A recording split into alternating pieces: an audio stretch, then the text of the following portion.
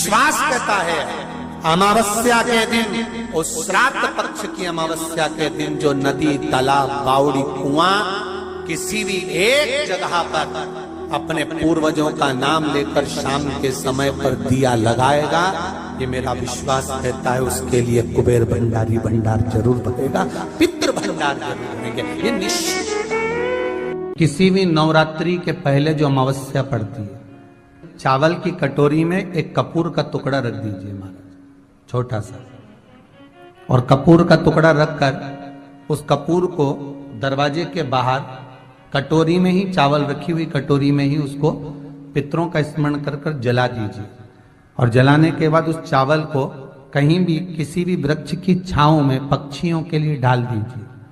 शिव महापुराण की कथा कहती है, अगर मान लो पितृ आपको कष्ट दे रहे हैं, पितृ आपको तकलीफ दे रहे हैं, कोई काम नहीं होने दे रहे हैं, या कहीं आपको ऐसा लगता है कि पितरों का दोष है, तो वो पितृ दोष देवी, अब ये जो आप करेंगे ये कब कर रहे हैं? अमावस्या के दिन आप उसको रख रहे हैं। अमावस्या के दिन उसको रखकर रात भर आपने रखा कपूर के साथ में, सुबह एकम पड़ गई, नवरात्रि लग गई, उसी दिन उसको जला, कुछ तकलीफें लग रही है तो एक पीपल का पत्ता ले लो, उसके ऊपर एक कपूर का टुकड़ा ले लो, सारे घर में घुमाकर उसको दरवाजे के बीच मध्य में जलाकर रख दीजिए, थोड़ी सी देर जला दीजिए। 20 से 25 मिनट के अंदर स्वयं गुरु बाबा कहते हैं, राम सुनो, यदि कोई आरती में, पूजन में, घर में एक कपूर का टुकड़ा आरती के बाद में जब समर्पित करेगा तो उसको अश्वमेध यज्ञ का पुण्य प्राप्त हो जाएगा। अश्वमेध यज्ञ के पुण्य को पाने के लिए कपूर का टुकड़ा आज भी आरती में जलाया जाएगा, आज भी एक कपूर का टुकड़ा सुखा का। इसीलिए हमारे यहाँ शास्त्र कहता है महाराज, जब आपको घर में अगर ऐसा लगने लगे कि 15 दिन से बहुत बेचैनी है, बहुत दुख तकलीफ लग रही है, कोई ना कोई बीमार पड़ रहा है, कुछ ना कुछ तकलीफें लग रही है, तो एक पीपल का पत्ता ले लो, उसके ऊपर एक कपूर का टुकड़ा ले लो, सारे घर में घुमाकर उसको दरवाजे के बीच मध्य में जलाकर रख दीजिए, थोड़ी सी देर जला दीजिए। 20 से 25 मिनट के अंदर मकान में एनर्जी वापस आ जाएगी, उस भवन में एनर्जी वापस प्राप्त हो जाएगी। अमावस्या के दिन आपको लगता है कि हमारे पूर्वजों का उद्धार नहीं हुआ, हमारे पूर्वजों का कल्याण नहीं हुआ, कहीं अधोगति में कोई चला गया है, उसका बस एक बार, रोज नहीं जरूरत है, प्रतिदिन जरूरत ही नहीं, महीने में एक बार अगर अमावस्या के दिन भी आपने चंदन के थोड़ा सा चंदन अगर मेरे देवाधिदेव महादेव को 7 स्थान पर समर्पित किया है। अशोक यहाँ पर वर्णन कर रही है, मैना, धन्य और कला की कथा कर रही है। तीनों ने सनकादि ऋषियों से मांगा। चंदन भगवान को अति प्रिय होता है और चंदन ही एक ऐसा होता है जो पितरों को भी प्रिय होता है, जिसका स्पर्श मात्र लगने से पूर्वजों का कल्याण हो जाता है, वो चंदन का 7 स्थान शिवलिंग के बताए हैं, जहां पर भूल से भी अगर कोई चंदन की उंगलियां लगा देता है, 7 स्थान ऐसे हैं जहां चंदन की मात्र उंगलियां लगा देने से ही शिव पितृलोक के पितरों को मुक्ति प्रदान करके वैकुंठ लोक का निवास देते। और वो 7 स्थान जो चंदन के बताए गए, पहला भगवान देवाधिदेव महादेव के शिवलिंग पर चंदन का लेपन, समझ लेना जरा बहुत अच्छे से। आपको लगता है स्वप्न में कोई मुर्दे दिख रहे हैं, या कोई जल रहा है, या कोई मर रहा है, या कोई चला गया है, ऐसा भय लगता है, बच्चों को मानी भेजूंगी ऐसा हो जाएगा, पति को मानी भेजूंगी ऐसा हो जाएगा, कोई हमारे कोई गलत तो नहीं कर रहा है, आपको लगता है। 7 स्थान चंदन के बताएं महाराज। पहला शिवलिंग, दूसरा जहां गणेश जी का स्थान है, मालूम है ना सबको, जम के बोलो जरा, मालूम है ना सबको, जहां गणेश जी का स्थान है वहां अलग से गणेश जी बैठे, वहां नहीं, शिवलिंग में जलाधारी के ठीक सामने राइट में गणेश, लेफ्ट में कार्तिकेय, बीच में अशोक सुंदरी। तो पहला चंदन बाबा के शिवलिंग पर, दूसरा गणेश जी पर चंदन की उंगली, तीसरा षडानंद कार्तिकेय पर चंदन की उंगली, चौथा अशोक सुंदरी पर चंदन की उंगली, पांचवा जलाधारी पर चंदन की उंगली, छठा जो शिवलिंग का जल बह रहा है इसके ठीक विपरीत की ओर चंदन की उंगली, और सातवां चंदन नंदी के मस्तक के ऊपर जो दो सींग लगे रहते हैं उस पर चंदन की उंगली। ये कब लगाई जाती है?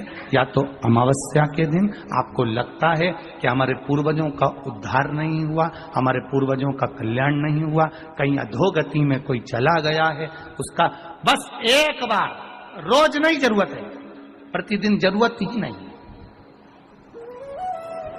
महीने में एक बार अगर अमावस्या के दिन भी आपने चंदन के थोड़ा सा चंदन अगर मेरे देवाधिदेव महादेव को 7 स्थान पर समर्पित किया है।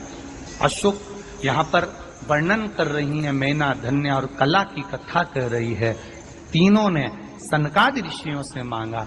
चंदन भगवान को अति प्रिय होता है और चंदन ही एक ऐसा होता है जो पितरों को भी प्रिय होता है, जिसका स्पर्श मात्र लगने से पूर्वजों का कल्याण हो जाता है, वो चंदन का। आपके घर में पितृदोष है, आपको ऐसा महसूस होता है, आपको लगता है, तो किसी भी नवरात्रि के पहले जो अमावस्या पड़ती है, मान लो अपन अमावस्या पड़ी, आप एक अंदाजा लगाइए तो। यार अभी ना मुझे एक ऐप मिली एस्ट्रोटॉक नाम की।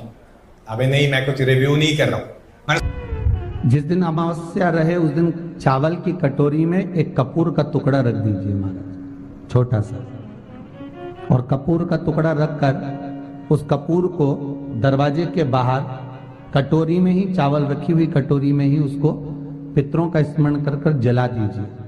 और जलाने के बाद उस चावल को कहीं भी किसी भी वृक्ष की छांव में पक्षियों के लिए डाल दीजिए। शिव महापुराण की कथा कहती है, अगर मान लो पितृ आपको कष्ट दे रहे हैं, पितृ आपको तकलीफ दे रहे हैं, कोई काम नहीं होने दे रहे हैं, या कहीं आपको ऐसा लगता है कि पितरों का दोष है, तो वो पितृदोष देवी, अब ये जो आप करेंगे ये कब कर रहे हैं? अमावस्या के दिन आप उसको रख रहे हैं। अमावस्या के दिन उसको रखकर रात भर आपने रखा कपूर के साथ में, सुबह एकम पड़ गई, नवरात्रि लग गई, उसी दिन उसको जलाकर आपने पटक दिया। अर्थात उससे देवी और पितृ इन दोनों का आशीर्वाद जो प्राप्त होता है, तो घर में से पितृदोष समाप्त होकर लक्ष्मी की वृद्धि प्रारंभ हो जाती है, कार्य में सिद्धता आ जाती है। मान लो अगर पितृदोष है तो करो, नहीं है बड़ी अलमस्ती से रहो, तो ये पितृदोष का स्मरण। तो यहाँ शास्त्र कह रहा है कि पितरों का जो लोक होता है, पितर जो लोक होता है, उस पितृलोक में 64 योगिनियां प्रवेश नहीं करती। शिव महापुराण कर रही है, शंकर की कथा कर रही है। अमावस्या के दिन प्रदोष काल में, प्रदोष के समय पर, प्रदोष काल में शाम के समय पर जाकर किसी भी नदी, तालाब, बावड़ी, कुआं, कहीं ना कहीं जो आपके पास में हो, वहां पर एक घी का दिया, बत्ती का मुंह दक्षिण की ओर कर कर अवश्य जला कर जाना, सारे पितृदोष समाप्त हो जाएगा। अगर नदी, तालाब, बावड़ी, कुआं नहीं है तो पीपल का वृक्ष हो या बेलपत्री का वृक्ष हो या बट का वृक्ष हो, उसके नीचे लगा दो प्रदोष काल में। पर अमावस्या के दिन लगाएं जरूर। क्यों? क्योंकि अमावस्या 16 दिन तक पितृ मृत्यु लोक में आने के बाद में भोजन ग्रहण करते हैं। अमावस्या के दिन पितृ शाम के समय प्रदोष काल में शंकर भगवान का नाम जाप कर कर नदी, तालाब, बावड़ी पर पानी पीने जाते हैं। वहां से जल का आचमन कर कर पितृ अपने लोक को चले जाते हैं प्रदोष काल के समय पर। इसलिए प्रदोष काल में जलाशय के पास में बावड़ी, कुआं, नदी, तालाब के किनारे पर दिया लगाया जाता है दक्षिण की ओर मुख कर कर बत्ती का, तो पितृ आशीर्वाद देते हुए जाते हैं कि फलो फूलो, आगे बढ़ो, उन्नति करो, तरक्की करो। ये पितरों का आशीर्वाद रहता है, पितरों का वर रहता है। आप देंगे, कुछ करा ना करा, फिर अमावस्या के दिन उस दिन दिया दक्षिण की ओर बाती का मुख कर इनके यहाँ पितृदोष होता है, काल सर्प दोष होता है, वास्तु दोष होता है, उनको ज्यादा कुछ नहीं करना होना। महाराज एक बेल का फल लीजिए, फल बेलपत्री का जो फल होता है उसको ले लो, उसके अंदर का जो गुर्दा होता है, अंदर का जो भाग होता है उसको निकाल दीजिए और उस बेल के फल में आटा सेक कर उसमें शक्कर मिलाकर उसको उसके अंदर भर लीजिए।